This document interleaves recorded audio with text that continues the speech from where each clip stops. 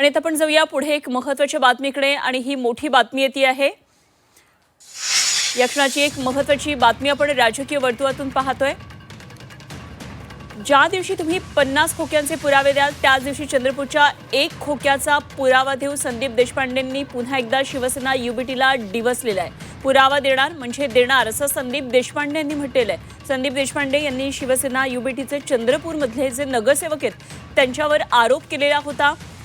काँग्रेसची साथ सोडून भाजपला साथ दिल्यावरून काल संदीप देशपांडे यांनी आरोप केलेले होते आणि 1-1 कोटी या नगरसेवकांना मिळाले असल्याचा आरोप त्यांनी केलेला होता। आणि या संदर्भात कालपासून उद्धव बाळासाहेब ठाकरे पक्षाविरोधात संदीप देशपांडे यांनी काही वक्तव्य केलेली आहेत। ज्या दिवशी तुम्ही 50 खोक्यांचे पुरावे द्याल त्या दिवशी चंद्रपूरच्या 1 खोक्याचा पुरावा मिळेल। संदीप देशपांडेंनी पुन्हा एकदा शिवसेना युबीटीला हे डिवचलंय आणि पुरावा देणार म्हणजे देणार असं संदीप देशपांडे यांनी म्हटलंय।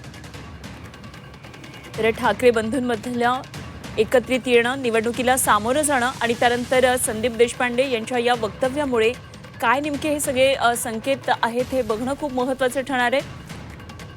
तर संदीप देशपांडे म्हणतात पुरावा देणार म्हणजे देणार। चंद्रपूरमध्ये ज्या काही सगळ्या महापालिका निवडणुकांदरम्यान आणि महापौर निवडीदरम्यान ज्या घडामोडी घडल्या त्यावरून संदीप देशपांडे यांनी उद्धव बाळासाहेब ठाकरे पक्षाला आता हे डिवचलेलं आहे।